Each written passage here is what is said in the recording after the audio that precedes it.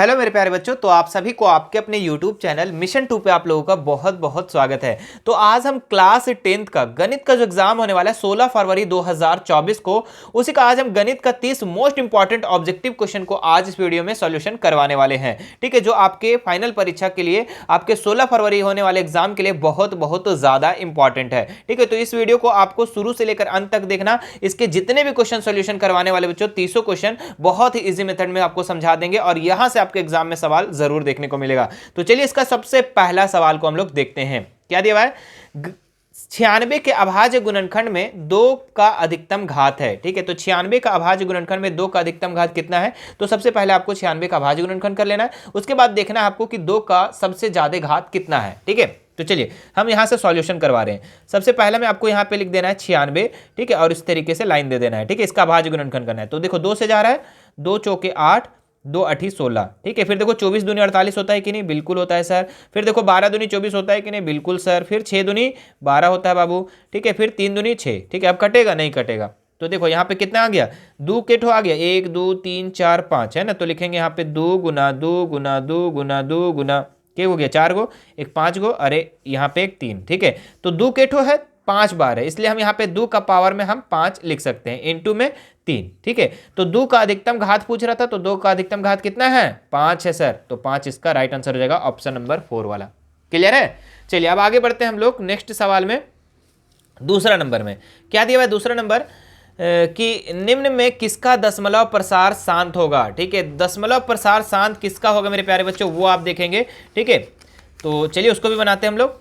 दूसरा नंबर, तो सबसे पहले दशमलव प्रसार शांत, यहाँ पे देखिए 4 ऑप्शन दिया हुआ है और चारों ऑप्शन में अगर आप बनाते हैं बच्चों तो बहुत लंबा हो जाएगा, इसीलिए हम क्या करेंगे, इसको शॉर्टकट में बनाएंगे और इसका आंसर सटीक करके और निकल जाएंगे। ठीक है, तो शांत कैसे देखेंगे? देखिए ऊपर वाला अंश होता है, नीचे वाला हर। तो हर में आपको देखना है कि हर का अभाज्य गुणनखंड करने पे अगर 2n और 5n के रूप में रहा तो हम लोग बोलेंगे कि शांत है, अन्यथा शांत नहीं है। ठीक है, तो चलिए पहला ऑप्शन को उठाते हैं। पहला ऑप्शन कितना है? 77/210। ठीक है, सबसे पहले इसको काट लो, कटेगा तो काट लेना है। तो 11 सत्ते 77 है ना, 7 से कट गया और 7 तिया 21, 30 से कट गया। अब कटेगा नहीं? कटेगा। अब 30 का क्या करना है? अभाज्य गुणनखंड कर लेना है। देखते हैं 2n और 5n के रूप में है कि नहीं है।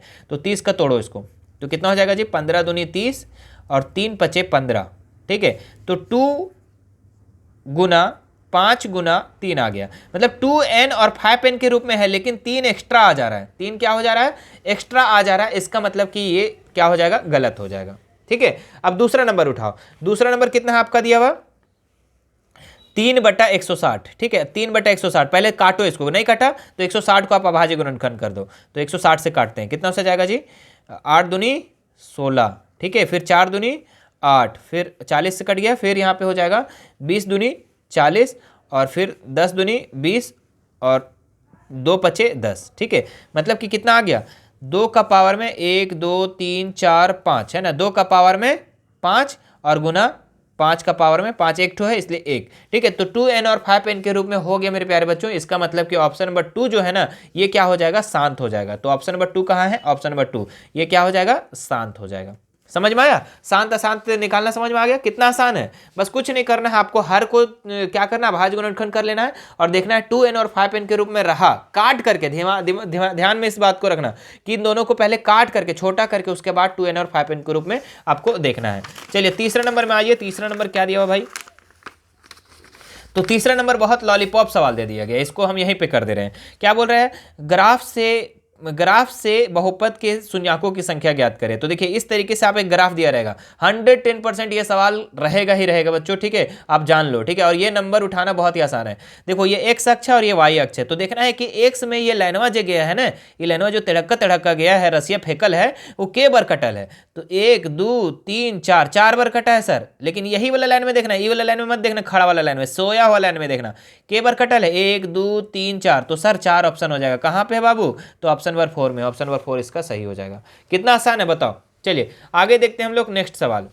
अगला जो सवाल दिया हुआ आपका, यदि द्विघात बहुपद के शून्यकों का योग -3 है, ठीक है, और गुणनफल 2 है, मतलब कि योग जो है ना आपका क्वेश्चन नंबर 4 में, योग जो है अल्फा प्लस बीटा जो दिया हुआ है वो दिया हुआ है -3 और अल्फा इंटू बीटा है ना, गुणनफल कितना दिया हुआ है? 2 दिया हुआ है। अब इसका बहुपद निकालना है। तो बहुपद का फॉर्मूला क्या होता है? कि x square minus alpha plus beta x और प्लस में अल्फा इंटू बीटा, ये होता है इसका फार्मूला। ठीक है, अब एक्स स्क्वायर की जगह में x square minus alpha plus beta कितना है बाबू, 3 है, तो लिख देंगे -3 का और यहाँ पे एक्स है, फिर प्लस अल्फा इंटू बीटा 2 है सर, तो यहाँ लिखेंगे x square minus minus minus minus plus 3 को 1 से गुना करेंगे तो 3x और प्लस 2। सर कहाँ पे ऑप्शन ये वाला कि एक्स स्क्वायर प्लस 3x और प्लस 2, सर ऑप्शन नंबर 1 में है। 1 ही में ना जी, हाँ सर 1 ही में है, तो ऑप्शन नंबर 1 इसका सही हो जाएगा। समझ में आया? चलो आगे देखते हैं हम लोग। नेक्स्ट 5 नंबर में आ जाओ। 5 नंबर क्या दिया हुआ है वो समझ लेते हैं हम लोग। तो देखिए 5 नंबर क्या दिया हुआ है, ये देखने से पहले बच्चों आपको क्या करना है, इसका एक रूल को समझना पड़ेगा आपको। ठीक है, रूल को समझना पड़ेगा। तो चलिए रूल को भी आपको समझा देते हैं, कोई हार्ड वाली बात नहीं है। लिखा हुआ है समीकरण निकाय ax प्लस b1y और प्लस c1 बराबर 0, a2x plus b2y plus c2 बराबर 0 का अद्वितीय हल होगा यदि। अद्वितीय हल कब होगा, ये चीज को आपको ध्यान में रखना है कि अद्वितीय हल कब होगा। तो मैं बच्चों आप लोग के लिए पहले से एक कंडीशन लिख के रख दिया हूं। ठीक है, इस कंडीशन को आपको याद कर लेना है, अगर याद नहीं करते हो तो नहीं बनेगा। तो देखिए जब a1 a2 b1 b2 नहीं मिलेगा तो अद्वितीय हल होगा, संगत होगा और एक बिंदु पर प्रतिच्छेद करेगा। जब तीनों मिल जाए a1 a2 b1 b2 c1 c2 सभी मिल जाए तो अनेक हल होगा, संगत होगा, संपाती होगा। और तीसरा केस क्या है कि a1 a2 b1 b2 मिले लेकिन तीसरा जो है c1 c2 ना मिले तो कोई हल नहीं होगा, असंगत होगा और समांतर होगा। तो तीनों को आप इस चीज को याद कर लेंगे ना तो बहुत आसान हो जाएगा। तो यहाँ पे अद्वितीय हल पूछा था, क्या पूछा था जी, अद्वितीय हल पूछा था। तो अद्वितीय हल देखो किसमें है, मतलब कि a1 a2 b1 b2 c1 b1 b2 नहीं मिलना चाहिए, तो कहाँ पे, ऑप्शन नंबर 3 में है, तो ऑप्शन नंबर 3 इसका सही हो जाएगा। कोई हार्ड है नहीं है। ठीक है, चलो आगे बढ़ते हैं हम लोग नेक्स्ट सवाल में। अगला जो सवाल दिया हुआ है मेरे प्यारे बच्चों, क्या दिया हुआ है फटाफट हम लोग करते हैं। क्वेश्चन है आपका समीकरण युग्म x प्लस वाई बराबर 7 और x माइनस वाई बराबर 1 का हल है। ठीक है, कितना आसान सवाल है ना। तो देखो बोला है कि x प्लस वाई बराबर 7 दिया हुआ है और x माइनस वाई बराबर 1 दिया हुआ है। ठीक है, तो इसको हम लोग क्या करेंगे, विलोपन विधि से हल करेंगे। देखो y प्लस में माइनस में कट गया, 2x हो गया और यहाँ पे 7 और 1 8 हो गया, तो x बराबर कितना हो गया, 8/2 हो गया। ठीक है, तो कितना हो जाएगा 4। ठीक है, इसी तरीके से हम यहाँ पे कर देंगे, कोई भी समीकरण में मान बैठाएंगे x का, तो x प्लस वाई बराबर 7 था पहला समीकरण। ठीक है, इसी में हम लोग क्या बैठा देंगे, 4 बैठा देंगे x का मान, तो 4 लिख देंगे प्लस वाई बराबर 7। ठीक है, तो y बराबर कितना हो जाएगा 7 माइनस 4 इधर आ गया तो 3 आ जाएगा। ठीक है, तो x का मान जो है आपका, x का मान आ गया 4 और y का मान आ गया 3। कहाँ पे है बच्चों, तो ऑप्शन नंबर 3 में, ऑप्शन नंबर 3 इसका राइट हो जाएगा। याद रखिएगा पहले x होता है बाद में y होता है। ठीक है, चलो अगला सवाल देखते हैं हम लोग। 7 नंबर। 7 नंबर जो सवाल दिया हुआ आपका, क्या दिया हुआ है कि p के किन मानों के लिए समीकरण युग्म x प्लस वाई माइनस 4 है, तो 2x plus P Y minus 3 बराबर 0, तो अद्वितीय हल होगा, है ना। तो अद्वितीय हल, ठीक है, अद्वितीय हल कब होता है बच्चों, ठीक है, अद्वितीय हल का क्या कंडीशन है कि a1 a2 और b1 b2 नहीं मिलना चाहिए, यही है ना जी, यही है ना कंडीशन। ठीक है, तो देखो सबसे पहले देखो a1 कितना है, यहाँ पे x के पहले कुछ नहीं है तो 1 है, a2 कितना है तो x के पहले 2 है तो 2 लिख देंगे बराबर, b1 कितना है तो y के पहले कुछ नहीं है तो 1 हो जाएगा, और b2 कितना है तो सर y के पहले p है तो p लिख देंगे। तो p के जगह में क्या नहीं होना चाहिए जब ये बराबर नहीं होगा, ठीक है, p के जगह में क्या नहीं होना, जब क्या होना चाहिए, तो यहाँ पे 2 के अलावा 3 लिख सकते हैं, 4 लिख सकते हैं, 5 लिख सकते हैं, कुछ भी लिख सकते हैं, लेकिन 2 नहीं होना चाहिए। अगर 2 हो जाएगा तो बराबर हो जाएगा, तो p का मान 2 नहीं होना चाहिए, p का मान जो है ना 2 नहीं होना चाहिए, तो मतलब कि ऑप्शन नंबर 2 इसका राइट हो जाएगा। समझ में आया, 2 के अलावा कुछ भी रहे तो ये बराबर नहीं होगा, लेकिन अगर हम 2 लिख दे p के जगह में तो बराबर हो जाएगा। समझ में आ रही बात कि नहीं, बिल्कुल आ रहा है। चलिए अगला सवाल हम लोग देखते हैं, क्या दिया हुआ है, रैखिक समीकरण युग्म के आलेख की रेखाएं समांतर है तो निम्न में से कौन सा हल होगा। मतलब समांतर बोल रहा है, क्या बोल रहा है, समांतर, तो वही चीज हम निकालते हैं कि समांतर कौन सा कंडीशन में था। ठीक है, समांतर कौन सा कंडीशन में था, संगत एक बिंदु पर प्रतिच्छेद, ये नहीं था, समांतर समांतर समांतर, अरे ये वाला था। ठीक है, तो कौन सा कंडीशन में था, a1 a2 b1 b2 c और मिलना चाहिए लेकिन c1 c2 नहीं मिलना चाहिए। ठीक है, और कब होगा, जब कोई हल नहीं होगा या फिर असंगत होगा। तो देखो तो कोई हल नहीं है कहीं पे, हाँ सर है, तो ऑप्शन नंबर 3 इसका राइट हो जाएगा। जब कोई हल नहीं होगा तो वो क्या होगा, समांतर भी होगा और असंगत भी होगा। असंगत भी पूछता तो भी कोई दिक्कत नहीं था। चलिए अगला सवाल देखते हैं हम लोग, क्या दिया हुआ है 9 नंबर में, कौन एक द्विघात समीकरण है। ठीक है, तो द्विघात समीकरण यहाँ पे पूछ रहा है, चलिए बनाते हैं हम लोग द्विघात समीकरण, कैसे बनेगा इसको। चलिए पहला ऑप्शन को उठाते हैं हम लोग, ठीक है। पहला ऑप्शन को उठाते हैं, x माइनस टू। द्विघात समीकरण तब होता है मेरे प्यारे बच्चों जब x का पावर में, अधिकतम पावर में जब समीकरण आएगा उसका अधिकतम पावर में 2 होना चाहिए, ठीक है। हाँ चलिए इसको बनाते पहले, x प्लस 1 और बराबर में x माइनस 1 और फिर x माइनस 3, यही है ना क्वेश्चन? हाँ बिल्कुल यही है। अब क्या करेंगे, इसको दोनों से गुना करेंगे, तो चलिए गुना करते हैं। तो कितना हो जाएगा, x को x से गुना करेंगे तो x स्क्वायर, फिर x को 1 से गुना करेंगे तो x, माइनस 2 को x से गुना करेंगे तो 2x और माइनस 2 को 1 से गुना करेंगे तो 2 बराबर। इधर आ जाओ, इधर अगर हम कर देते हैं तो कितना हो जाएगा जी, x को x से गुना करेंगे तो x स्क्वायर, ठीक है। x को 3 से गुना करेंगे तो 3x, ठीक है। और 1 को अब इससे इसको दोनों से गुना कर दो, तो माइनस 1 को x से गुना करेंगे तो माइनस x और माइनस 1 को माइनस माइनस प्लस 3, ठीक है। ये हो गया।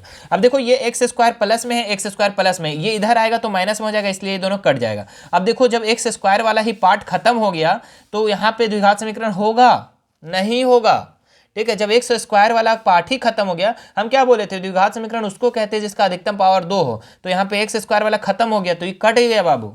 इसी तरीके से दूसरा नंबर उठा लो, तो दूसरा नंबर भी बनाएंगे तो यही कहीं ना कहीं बनेगा, ठीक है। क्या है, x square minus 3x plus 1 बराबर x माइनस 2 का होल स्क्वायर, ठीक है। तो x square minus 3x plus 1, इधर वाला काम करो तो क्या हो जाएगा, a माइनस बी का होल स्क्वायर में तोड़ो तो a square minus 2ab, 2 into a का मान x और b के जगह में 2, ठीक है, और प्लस b का स्क्वायर मतलब 2 का स्क्वायर। फिर यहाँ पे भी देखो, यहाँ पे भी देखो एक्स स्क्वायर प्लस में, एक्स स्क्वायर प्लस में है तो ये भी क्या हो जाएगा, कट जाएगा, खत्म, मतलब कि ये भी ऑप्शन कट गया।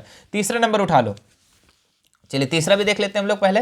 तीसरा क्या दिया हुआ है कि 2x, कितना दिया हुआ है, 2x माइनस 1, ठीक है। और इधर आ जाओ तो x माइनस 3, ठीक है। इधर आ जाओ तो x प्लस 5, ठीक है, और x माइनस 1। चलिए इसको हम लोग बनाते हैं, तो कैसे बनेगा ये, देखो 2x को दोनों से गुना करेंगे कितना हो जाएगा, 2x स्क्वायर, 2x को 3 से गुना करेंगे तो 2 तिया 6 है ना, 2 तिया 6, 6x और माइनस 1 को तो माइनस x और माइनस माइनस प्लस 3, ठीक है। इधर आ जाओ, x को दोनों से गुना करेंगे तो x को 1 से गुना करेंगे तो x स्क्वायर, फिर x को 1 से गुना करेंगे तो x और 5 को 1 से गुना करेंगे तो 5x, ठीक है। और ये हो जाएगा हमारा, 5 को 1 से गुना करेंगे तो 5 हो जाएगा।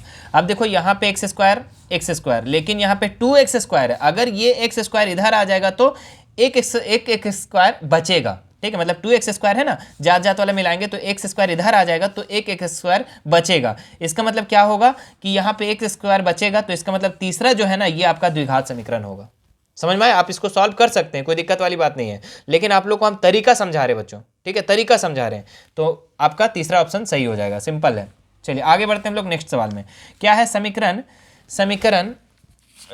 3x square minus 2x plus 1/3 बराबर 0 का विविक्तर का मान ज्ञात करें। तो विविक्तर निकालना है, d निकालना है, तो d का फॉर्मूला क्या होता है, b स्क्वायर माइनस 4ac, ठीक है। तो b कितना दिया हुआ है, तो b की जगह में देखो ये a है, b है और ये c है, ठीक है। तो b की जगह में कितना, -2, तो -2 का कर देंगे स्क्वायर माइनस 4 इंटू a की जगह में 3 और c की जगह में 1/3, ठीक है। यही ना, 3 से 3 कट गया तो 2 दूनी 4 माइनस 4, तो 4 में से 4 घटाएंगे तो 0, विविक्तर कितना निकल गया, 0 निकल गया। क्लियर है?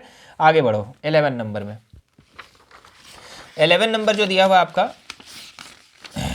हाँ क्या दिया हुआ 11 नंबर, कि द्विघात समीकरण को हल करने की विधि है, ठीक है। तो द्विघात समीकरण को हल करने की विधि है, गुणनखंड विधि भी है, पूर्ण वर्ग विधि है और द्विघाती सूत्र विधि भी है। तो उपरोक्त सभी इसका राइट आंसर हो जाएगा अपना ऑप्शन नंबर 4। चलिए अगला सवाल देखो, 12 नंबर दिया हुआ 3/2 और 1/2 माइनस 1/2 माइनस 3/2 का सार्व अंतर निकालना है। तो सार्व अंतर निकालना मतलब कि d का मान निकालना है, ठीक है, d का मान। और इसमें फॉर्मूला होता है कि a2 माइनस a1, ठीक है, जहाँ पे आपका a1 a2 c2 a1 नहीं a1 a2 a3 a4 इस तरह होता है ना। तो a2 कितना है 1/2, a1 कितना है 3/2। इसको अगर हम सॉल्व करेंगे कितना हो जाएगा, 2 का एलसीएम 2, ठीक है, और 2 को कितना पढ़ेंगे 2 आएगा एक बार, और 1 को 1 से गुना करेंगे तो 1 है ना, यही ना होगा जी, 2 1 2, हाँ ठीक है, 2 को एक बार और 1 को 3 से 3, ठीक है। तो 1 में से 3 घटाएंगे तो -2/2, इसको काटेंगे तो -1 कहाँ है जी, तो ऑप्शन नंबर 3 में है, तो ऑप्शन नंबर 3 इसका राइट हो जाएगा। क्लियर है? कोई हार्ड तो है ही नहीं। 13 नंबर में आ जाओ। 13 नंबर क्या दिया हुआ है, 13 नंबर दिया हुआ है AP 8, 10, 12 का 10वां पद निकालना है। तो इसमें आपका 13 नंबर में बहुत अच्छा सवाल है और इंपॉर्टेंट सवाल है, ठीक है। 13 नंबर में क्या है, ए दिया हुआ आपका 8, पहला पद 8 दिया हुआ है, डी बराबर पहले निकाल लेना है। तो A2 में 7 घटा दो तो 10 में से 8 घटा देंगे, कितना बचेगा, 2 बचेगा।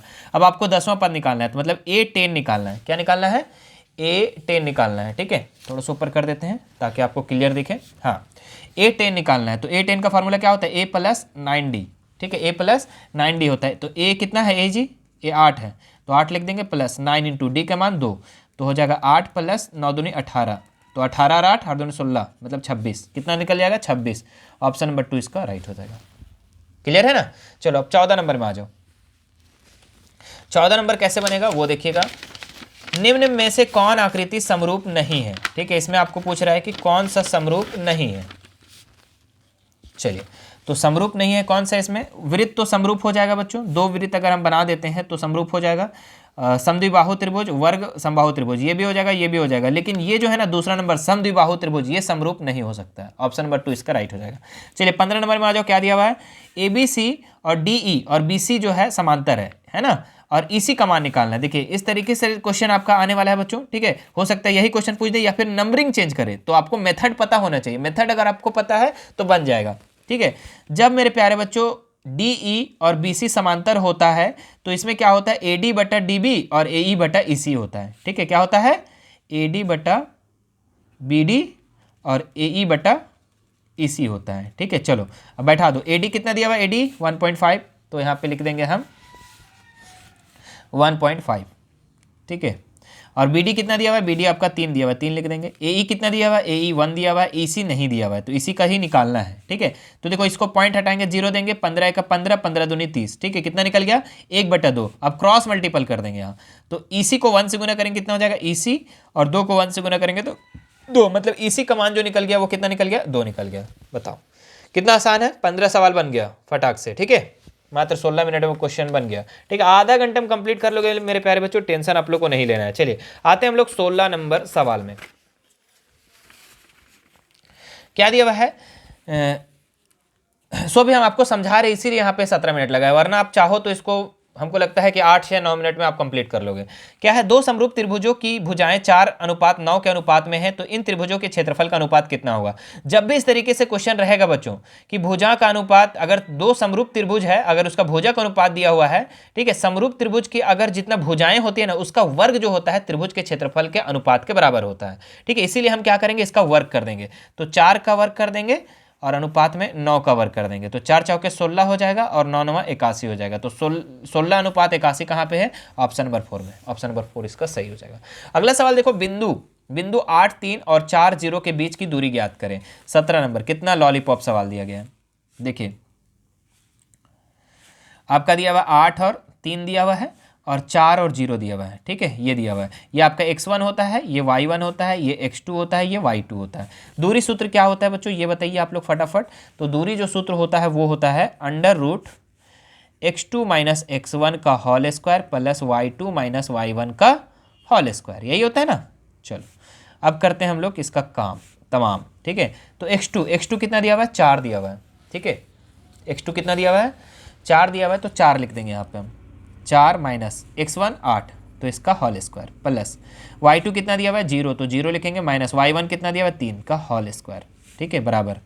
यहाँ पे लिखते हैं 4 और 8 में घटाएंगे तो कितना बचेगा, -4 बचेगा, -4 का स्क्वायर प्लस 3 माइनस 3 का स्क्वायर, है ना। 0 में से 3 घटाएंगे तो 3 ही ना बचेगा। फिर यहाँ पे आ जाओ, 4 चौके 16 प्लस 3 तिया 9, ठीक है। दोनों को जोड़ देंगे तो कितना हो जाएगा मेरे प्यारे बच्चों, 16 और 9 और 25 हो जाएगा, ठीक है। माइनस माइनस प्लस होता है, कटता है ये, ठीक है। माइनस माइनस प्लस, स्क्वायर जब भी करते हैं ना तो खत्म हो जाता है, इस चीज़ को ध्यान रखना, नहीं तो फिर कमेंट करोगे कि सर ये माइनस कैसे हट गया। तो जब स्क्वायर करेंगे तो खत्म हो जाता है, तो 25, ठीक है। और 25 का वर्गमूल कितना होता है 5, तो 5 इसका आंसर हो जाएगा। कहाँ पे सर ऑप्शन इसका, तो ऑप्शन नंबर 5 इकाई कहाँ है जी, ऑप्शन नंबर 1, ऑप्शन नंबर 1 इसका राइट हो जाएगा। चलिए अगला सवाल देखते हैं हम लोग 18 नंबर। हाँ 18 नंबर जो दिया हुआ है, बिंदुओं -2, 3 और 4 1 के मिलाने वाले रेखाखंड का मध्य बिंदु का नियामक क्या होगा, ठीक है। तो चलिए सबसे पहले हम एक बना लेते हैं, ठीक है। हाँ, और इस बार ध्यान देना है कि इस तरीके से अगर आप बनाओगे ना तो आपका नंबर साफ सुथरा मिल जाएगा, मतलब कि इसमें हिचकिचाहट नहीं होगी, क्योंकि इस बार नोटिस आ चुका है कि डायग्राम बनाना है, ठीक है। हाँ तो ध्यान देखना, अब यहाँ पे क्या है, -2 और 3 दिया हुआ है, ठीक है, और यहाँ पे 4 और 1 दिया हुआ है। इसका मध्य बिंदु निकालना है, इसको निकालना है, ठीक है। मान लो ये ए है, ये बी है, इसको पी का बिंदु निकालना है, एक्स और वाई निकालना है, ठीक है। चलिए इसको हम लोग मध्य बिंदु का निर्देशांक क्या होता है, ठीक है। इसमें नहीं बनाएंगे चलेगा, क्योंकि इसमें टिक करना है आपको, ठीक है, इसमें बनाना नहीं है, बस इसमें आपको हम समझा रहे सारे मैथ को, ठीक है, इसमें बनाना नहीं, हाँ सब्जेक्टिव में आपको बनाना है पूरा। अब देखिए इस मध्य बिंदु का निर्देशांक कैसे निकलता है वो समझिएगा आप लोग, ठीक है। यहाँ मान लो कि पी का एक्स वाई निकालना है ना, पी एक्स और वाई निकालना है, तो इसका फार्मूला होता है आपका x2 - x1, ठीक है, या फिर आप ऐसे बोल सकते हैं x1 + x2/2 और y1 + y2/2, ठीक है। चलिए x1 कितना दिया हुआ है जी, तो x1 आपका -2 दिया हुआ है, x2 कितना दिया हुआ है, 4 दिया हुआ है, तो 4 लिख देंगे /2। इधर आ जाओ, y1 कितना दिया हुआ है, 3 दिया हुआ है, y2 कितना दिया हुआ है, 1 दिया हुआ है, /2, ठीक है। अब हो जाएगा माइनस प्लस माइनस, तो घटेगा यहाँ पे 2/2, इधर 3 और 1 4/2, तो 2 × 2 2 दूनी 4, मतलब 1 और 2 इसका आंसर हो जाएगा। कितना हो जाएगा, 1 और 2 हो जाएगा, मतलब मध्य बिंदु का निर्देशांक निकल जाएगा 1 और 2, ठीक है। कहाँ पे है, ऑप्शन नंबर 1, ऑप्शन नंबर 1 इसका सही हो जाएगा। चलिए आते हैं हम लोग 19 नंबर में। 19 नंबर का जो सवाल दिया हुआ है मेरे प्यारे बच्चों, क्या दिया हुआ है वो देखिए, कि किसी बिंदु की y अक्ष से दूरी उस बिंदु का कहलाती है। तो y अक्ष से उस बिंदु की दूरी जो होती है ना, वो x निर्देशांक कहलाती है, ठीक है। y अक्ष से दूरी उस बिंदु का क्या कहलाती है, x निर्देशांक। अगला सवाल देखो 20 नंबर, क्या है, यदि साइन थीटा 3/5 है तो कोस थीटा का मान निकालें। बहुत अच्छा सवाल है, बहुत लॉलीपॉप सवाल है, ठीक है, इस तरीके का सवाल रहेगा ही रहेगा। क्या है, साइन थीटा कितना दिया हुआ, साइन थीटा बराबर 3/5 दिया हुआ है। साइन का फॉर्मूला क्या होता है, लंब बटा कर्ण, क्या होता है, लंब बटा कर्ण होता है, ठीक है।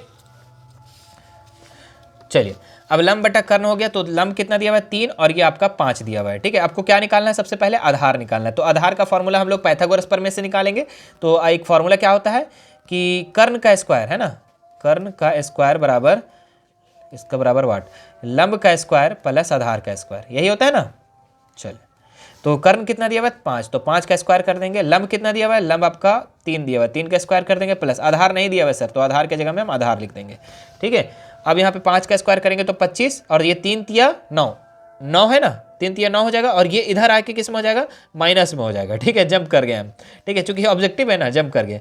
अब यहाँ पे क्या हो गया, आधार का स्क्वायर, ठीक है। तो 25 में से 9 घटाएंगे कितना बचेगा, 16 बचेगा, ठीक है। 16 बटा आधार का 16 आधार स्क्वायर। अब ये स्क्वायर जो है ना, इधर आके किस में हो जाएगा, अंडर रूट में हो जाएगा, ठीक है। इसलिए हम यहाँ पे लिख सकते हैं कि आधार का, इधर कर देते थोड़ा सा, आधार का जब स्क्वायर हट जाएगा तो इसमें किस में हो जाएगा, अंडर रूट हो जाएगा, ठीक है। अब 16 का वर्गमूल कितना होता है, तो 4 होता है। तो मतलब आधार जो निकल गया वो कितना निकल गया मेरे प्यारे बच्चों, 4 निकल गया। अब आपको क्या निकालना है, कोस थीटा। तो कोस का फार्मूला क्या होता है, कि इसका फार्मूला होता है आधार बटा कर्ण, है ना, आधार बटा कर्ण। तो आधार कितना दिया हुआ है, 4 निकाले, और कर्ण कितना दिया हुआ था पहले, 5 दिया हुआ, तो 4/5 इसका आंसर हो जाएगा। कहाँ पे है, ऑप्शन नंबर 1, ऑप्शन नंबर 1 इसका सही हो जाएगा, ठीक है। अगला सवाल देखो क्या है, साइन 60 डिग्री का मान कितना होता है। तो याद रखिएगा बच्चों, साइन 60 डिग्री का मान √3 होता है। आपको टेबल अच्छे से याद कर लेना, क्योंकि यहाँ से आपका सवाल रहेगा ही रहेगा। अगला सवाल देखो 22 नंबर, ठीक है, 22 नंबर का हम सॉल्यूशन करवाते हैं। 22 नंबर क्या दिया हुआ है, साइन, साइन 18, साइन 18 और बटा में दिया हुआ है कोस 72, ठीक है। तो साइन 18 को हम लोग ऐसे लिख सकते हैं, साइन 90 - 72, चूंकि 90 में से 72 घटाएंगे तो 18 बचेगा, बचेगा कि नहीं, तो साइन को चेंज कर दे रहे। अब यहाँ पे कोस 72, अब sine 90 - theta is equal to क्या होता है जी, कोस थीटा, कोस कितना हो जाएगा 72, ठीक है। और नीचे आपका कोस 72 पहले से दे रखा है, तो कोस 72 में से कोस 72 काटेंगे तो 1 बचेगा। कितना, कहाँ हो जाएगा 1, ऑप्शन नंबर 2, क्लियर है।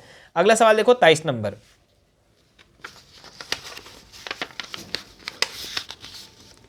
23 नंबर क्या दिया हुआ आपका, कि एक मीनार का उन्नयन कोण, ठीक है, एक मीनार का उन्नयन कोण उसके पाद बिंदु से 21 मीटर दूरी पर और 30 डिग्री पर है। मीनार की ऊंचाई ज्ञात करने बोल रहा है, ठीक है, इस तरीके से, ठीक है, 21 मीटर दूरी पर है, पाद बिंदु से जो है ना, इस बिंदु की दूरी जो है 21 मीटर है, और आपका 30 डिग्री पर कोण बना हुआ है, ठीक है। चलिए जो जो दिया है सबसे पहले वो लिख लेते हैं हम लोग। चलिए मान लो कि ए है, ये बी है और ये सी है। ए बी मीनार की ऊंचाई है, अगर ए बी का मान निकाल दिए हम तो ये मीनार की ऊंचाई निकल जाएगा, ठीक है। तो जो दिया हुआ है सबसे पहले वो लिखते हैं। बी सी दिया हुआ आपका 21, ठीक है, और आपका क्या दिया हुआ है, थीटा दिया हुआ है 30, लिख दिए। अब क्या करेंगे हम लोग, आपको पता है कि लंब और आधार किससे कनेक्शन होता है, तो टेन थीटा से, तो लिखेंगे tan theta is equal to लंब बटा आधार। ठीक है, तो टेन टेन थीटा, थीटा का मान कितना है 30 है, बराबर लंब कितना दिया हुआ है जी, लंब आपका दिया हुआ है, लंब लंब लंब लंब लंब नहीं दिया हुआ है, लंब नहीं दिया हुआ है, तो लंब के जगह में हम ए बी लिख देंगे। ठीक है, और BC कितना दिया हुआ है, आधार कितना है 21, तो 21 लिख देंगे। अब टेन 30 का मान कितना होता है, 1/√3, कितना होता है 1/√3 होता है, बराबर AB बराबर 21 है ना, तो 21 एका 21 और AB√3 लिखेंगे, AB√3 बराबर 21, ये √3 इधर आके किस में हो जाएगा, डिवाइड में हो जाएगा, है ना, तो लिखेंगे AB बराबर 21/√3। और ये हमको क्या करना है कि √3 को किसी भी तरीके से हटाना है, क्योंकि बटा में कभी अंडर रूट नहीं होना चाहिए। ठीक है, इसलिए हम लोग क्या करेंगे, हर का परिमयकरण कर देंगे। तो क्या लिखेंगे, 21/√3 को हम क्या करेंगे, सॉरी 21/√3 को क्या करेंगे, ऊपर नीचे दोनों से √3 से हम गुना कर देंगे। ठीक है, तो क्या हो जाएगा हमारे पास यहाँ पे 21/√3 और यहाँ पे √3 गुना करेंगे तो ओनली 3, 3 से काट दो तो 7 हो गया, तो 7/√3 क्या हो जाएगा, इसका आंसर हो जाएगा। कहाँ पे है, तो sir option number 7/√3, option number 3 में, ऑप्शन नंबर 3 इसका सही हो जाएगा। चलिए अगला सवाल देखो, किसी वृत्त के स्पर्श, है ना, थोड़ा सा नीचे आ जाओ, नीचे बाबू आ जाओ, कहाँ है, हाँ, किसी वृत्त की स्पर्श रेखा उसे कितने बिंदु पर प्रतिच्छेद करती है, तो याद रखिएगा एक ही बिंदु पर प्रतिच्छेद करती है। यदि एक बिंदु P से होकर P से O के केंद्र पर किसी वृत्त पर PA PB की स्पर्श रेखाएं 80 डिग्री पर कोण झुकी है, तो POA बराबर होगा। ठीक है, इसको आप लोग समझिए, नहीं समझेंगे तो नहीं बनेगा। मतलब कि O केंद्र वाला एक वृत्त है, O केंद्र वाला, और P बिंदु से आपको क्या है, PA और PB, है ना, P से PA और PB क्या है, स्पर्श रेखा है। ठीक है, स्पर्श रेखा है और इस तरीके से मिला हुआ है।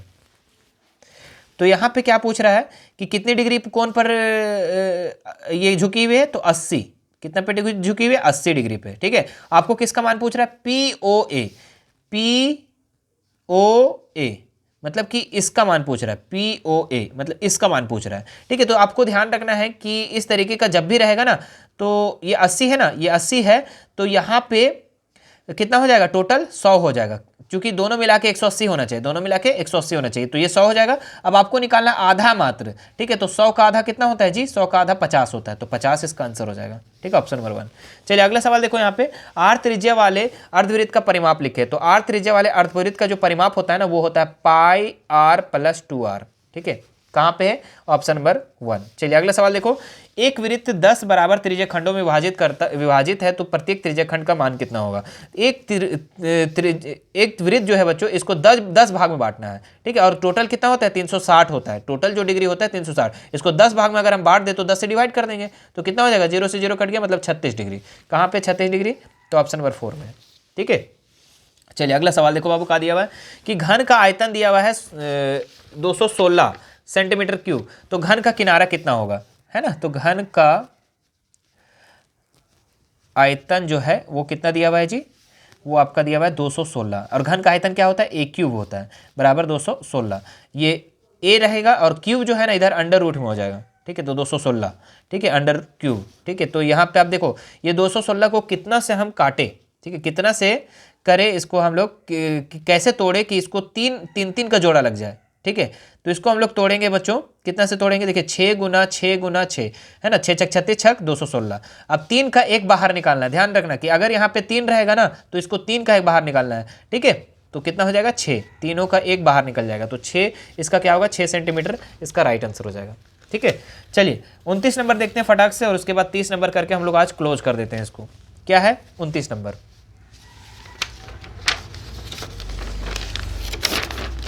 हाँ, कि माध्यक के 3 गुना और माध्यक के दूना का अंतर कहलाता है। ठीक है, माध्यक का 3 गुना और माध्यक का दूना अंतर कहलाता है, तो वो आपका कहलाएगा मेरे प्यारे बच्चों बहुलक, क्योंकि इसका ही फॉर्मूला यही होता है।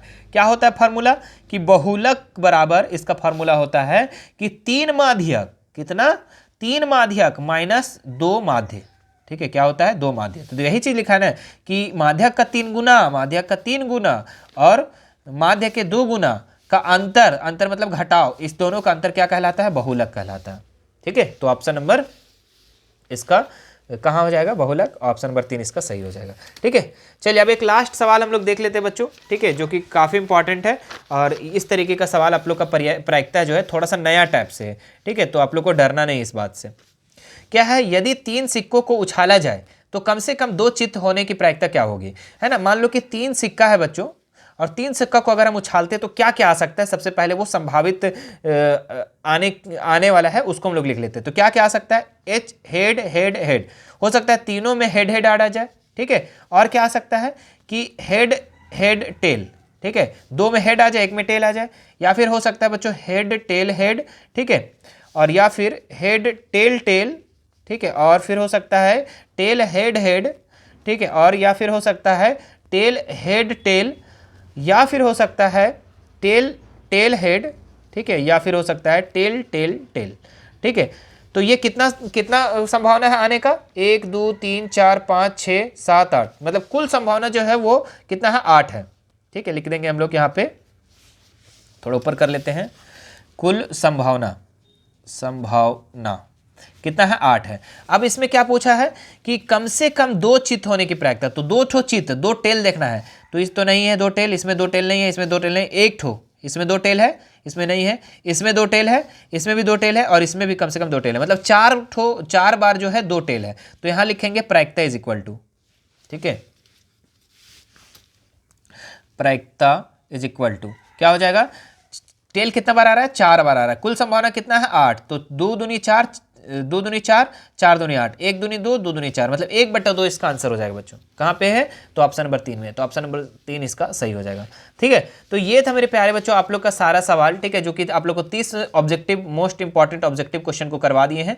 ठीक है, और सारा क्वेश्चन आप लोग को समझ में आ गया होगा, एक्चुअली समझ में आना चाहिए, अगर समझ में नहीं आ रहा है तो हमारा पढ़ाना जो है व्यर्थ है। ठीक है, तो उम्मीद है कि आपको सबको समझ में आ गया होगा। ठीक है, अगर अच्छा लगा मेरे प्यारे बच्चों ये वीडियो तो एकदम स्पीड में एकदम शेयर कर दो, वायरल करा दो इस वीडियो को आप लोग। ठीक है, और सब्सक्राइब जरूर करना। ठीक है, और इसी तरीके का वीडियो पाने के लिए हमारे चैनल को सब्सक्राइब कर लेना, और एक प्यारा सा कमेंट जरूर करना मेरे प्यारे बच्चों। ठीक है, जो क्वेश्चन नहीं समझ में आएगा वो भी कमेंट कर सकते हैं, जो समझ में अगर आ गया तो आप एक प्यारा सा कमेंट जरूर करना। ठीक है, और इसी तरीके का और भी ऑब्जेक्टिव आपको हम करवा देंगे, टेंशन नहीं लेना। सब्जेक्टिव क्वेश्चन भी करवाएंगे, सब्जेक्टिव क्वेश्चन कुछ कुछ डाल दिए हैं और भी करवा देंगे, तो टेंशन नहीं लेना है। ठीक है, सारा सब्जेक्ट का मिल जाएगा, सबका प्लेलिस्ट अलग अलग बना दिए हैं हम। ठीक है, सब प्लेलिस्ट जा करके और अपना तैयारी बढ़िया तरीके से कर सकते हैं और इस बार एग्जाम में फोड़ सकते हैं। चलिए फिर मिलते हैं नेक्स्ट वीडियो में, थैंक यू सो मच।